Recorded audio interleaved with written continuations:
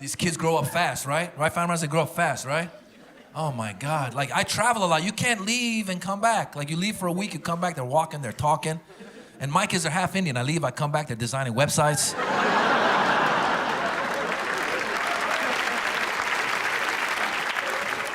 And they're billionaires.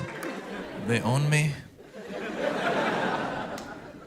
You know what? Anyone who's got young kids at home will back me up on this. We love our kids, but they are so exhausting. From the moment when you have young kids at home, from the moment you wake up, your whole goal is to make them tired. From the moment you wake up, you're like, run, run, run. Climb, climb, fly, try flying, you can fly. Fly, paint the house, retile the roof, come on, do it. And no matter what you do when it comes time to sleep, they never want to sleep. It's crazy. There's a thing called sleep training. Again, very Western, very modern. Sleep training is when they turn 6 months old, you're supposed to let them cry it out in the crib. Then the kid learns to sleep, life goes on. Immigrants, we don't sleep train. Immigrants, we're all in the bed together. I'm in the bed, my wife's in the bed, the baby's in the bed, my mother-in-law's in the bed.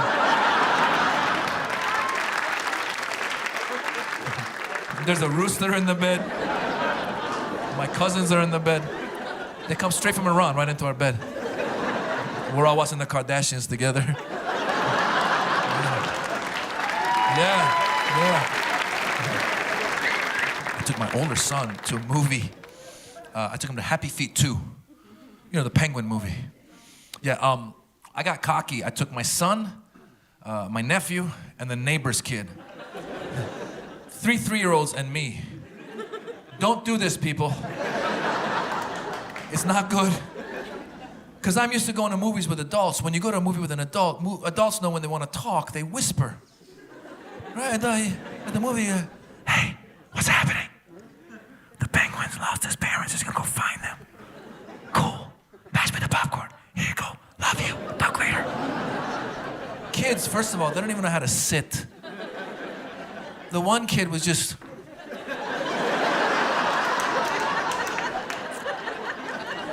Why is the penguin dancing? Why is he dancing? I was like, shut up, we're in a movie. He's dancing! I started freaking out, man. Then I looked around, every parent was going through the same thing. One kid was like, they scare me. The dad was like, Tommy, I paid $20, look at the penguins. One kid was looking the wrong way, he's like, where are the penguins?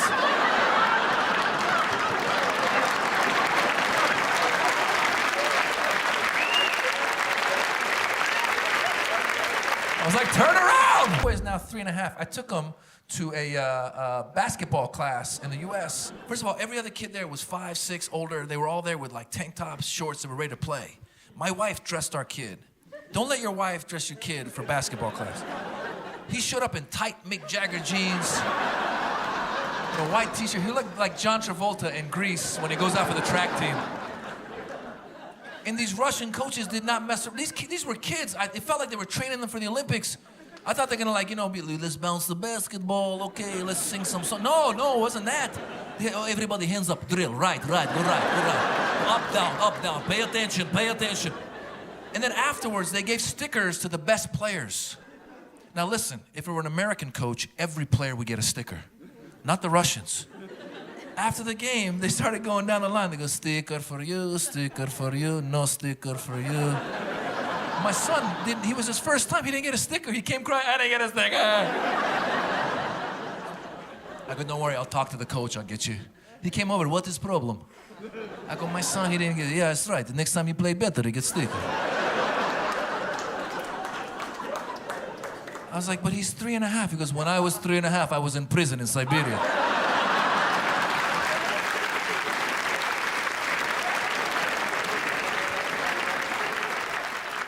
I get stickered here, You want sticker? I go, no, we'll buy some on the way home, man, it's all right. Russians are so badass. You guys had an enemy of the state living in London. Remember how you killed the enemy of the state in London? You remember? Poison. They use polonium poisoning. Radioactive material. Who kills someone with radioactive material? The crazy ass Russians, that's who.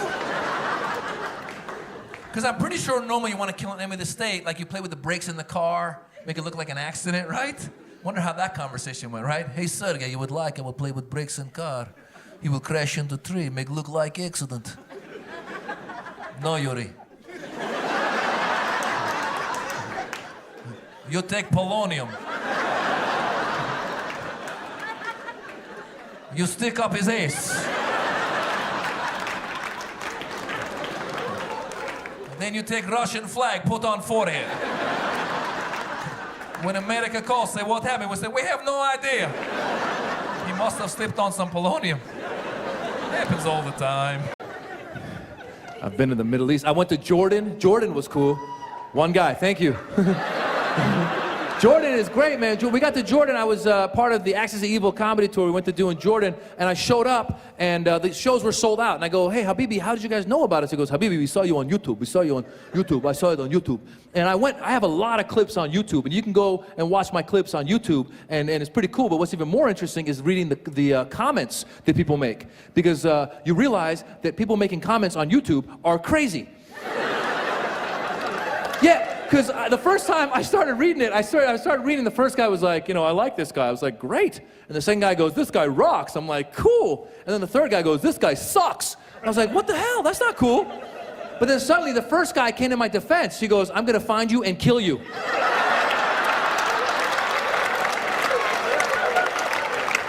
I was like, I better log off or I'll be an accomplice to a crime.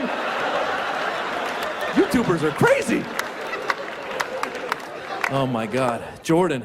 Jordan too is funny because in my previous show that I'd done, I did this bit about how Iranians, we don't say we're Iranian, we say we're Persian because it sounds nicer and friendlier, and we smile when we say, hi, I'm Persian, how are you? Hi. We talk like this, hi, how are you? And I said, we say we're Persian like the cat, meow, meow. So that's a bit I did before, but it suddenly became like a catchphrase. It was a catchphrase. So now, wherever I go, like in all the Arab countries, I was in Jordan, and this guy just lost his mind. He saw me, he's like, Jobrani, my Persian cat, hey, meow, meow, come on, meow, meow, meow. I am dog, woo, woo, I eat you, come on, woo, woo, woo, meow, woo, woo. Like, calm down, Habibi. Woo, woo. Ahmed, who is an Egyptian American who actually had the idea to go to the Middle East and try it out before we went out as a tour. He went on solo and did it first. Then there was Aaron Cater, who was the Palestinian American. And then there was me, the Iranian American of the group. Now, being Iranian American presents its own set of problems, as you know. Those two countries aren't getting along these days. So it causes a lot of inner conflict, like part of me likes me, part of me hates me. Part of me thinks I should have a nuclear program. The other part thinks I can't be trusted with one. These are dilemmas I have every day. But I was born in Iran. I'm now an American citizen, which means I have the American passport, which means I can travel. Because if you only have the Iranian passport, you're kind of limited to the countries you can go to with open arms, Syria, Venezuela, North Korea. So anyone who's gotten their passport in America will tell you, when you get your passport, it still says what country you were born in. So I remember getting my American passport. I was like, woohoo, I'm going to travel. And then I opened it up and said, born in Iran. I'm like, oh, come on, man. I'm trying to go places. But what's interesting is I've never had trouble traveling in any of the Western countries with my American passport, even though it says born in Iran, no problems. Where I've had some problems is in some of the Arab countries, because I guess some of the Arab countries aren't getting along with Iran either. And so I was in Kuwait recently doing a comedy show with some other American comedians. They all went through, and then the Border Patrol saw my American passport. Aha, American, great. And then he opened it up, born in Iran, wait. And he started asking me questions. He said, what is your father's name? I said, well, he's passed away, but his name was Khosrow. He goes, what is your grandfather's name? I said, he passed away a long time ago. His name was Jabbar. He says, you wait, I'll be back. And he walked away, and I started freaking out, because I don't know what kind of crap my grandfather was into. Thought the guy's gonna come back and be like, we've been looking for you for 200 years. Your grandfather has a parking violation, it's way overdue. You owe us $2 billion. But as you can see, when I talk, I speak with an American accent, which you would think as an Iranian-American actor, I should be able to play any part, good, bad, what have you. But a lot of times in Hollywood, when casting directors find out you're of Middle Eastern descent, they go, oh, you're Iranian, great. Can you say, I will kill you in the name of Allah? I go, I could say that, but what if I were to say, hello, I'm your doctor? They go, great, and then you hijack the hospital.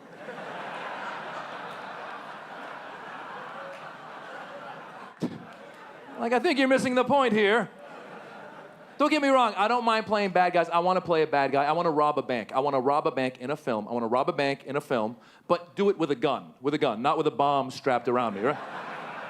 Because I imagine the director, Maz, I think your character would rob the bank with a bomb around him. Why would I do that? If I want the money, why would I kill myself? Right? Give me all your money or I'll blow myself up. Well, then blow yourself up. Just do it outside, please. But the fact is, there's good people everywhere. That's what I try and show in my stand-up. There's good people everywhere. All it takes is one person to mess it up. Like a couple months ago in Times Square in New York, there was this Pakistani Muslim guy who tried to blow up a car bomb. Now, I happened to be in Times Square that night doing a comedy show. And a few months before that, there was a white American guy in Austin, Texas, who flew his airplane into the IRS building. And I happened to be in Austin that day doing a stand-up comedy show. Now, I'll tell you, as a Middle Eastern male, when you show up around a lot of these activities, you start feeling guilty at one point. I was watching the news, I'm like, am I involved in this crap?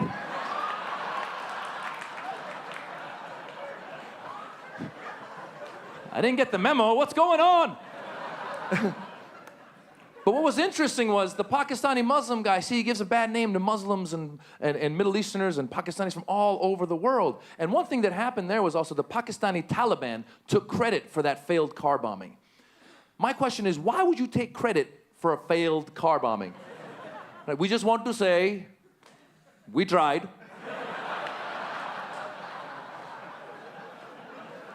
And furthermore, it is the thought that counts.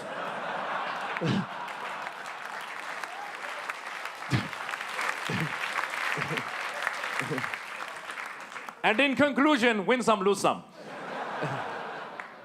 But what happened was when the white guy flew his plane into the building, I know all my Middle Eastern and Muslim friends in the States were watching TV going, please don't be Middle Eastern, don't be Hassan, don't be Hossein.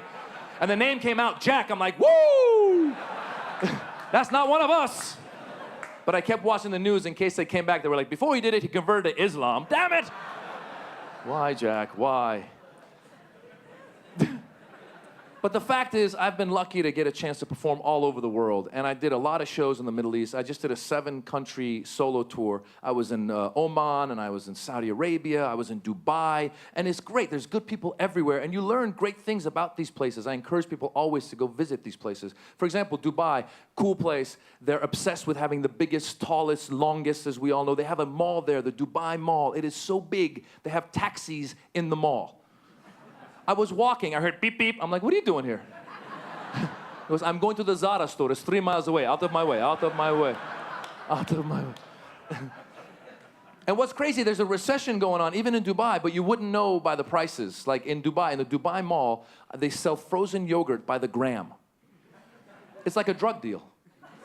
I was walking by, the guy, psst, Habibi, my friend. You want some frozen yogurt? Come here, come here, come here. I have 1 gram, 5 gram, 10 gram. How many gram do you want? I bought 5 grams, $10. $10. I was, what's in this? He's like, good stuff, man. Colombian, top of the line, top of the line.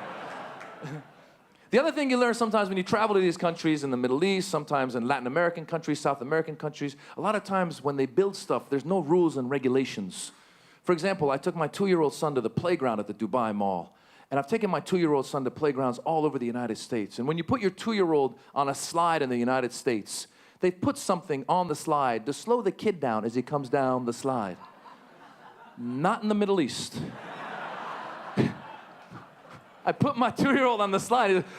He took off. I went down and go, where's my son? On the 3rd floor, sir, on the 3rd floor. You take a taxi, you go to Zara, make a left. Try the yogurt, it's very good. Little expensive.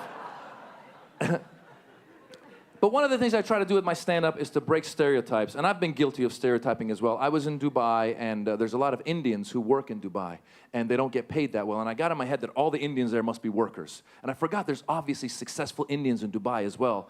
I was doing a show, and they said, we're gonna send a driver to pick you up. So I went down to the lobby, and I saw this Indian guy. I go, he's gotta be my driver. Because he was standing there in like a cheap suit, thin mustache, staring at me.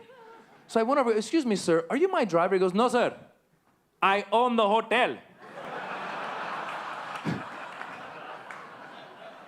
I go, I'm sorry, then why were you staring at me? He goes, I thought you were my driver.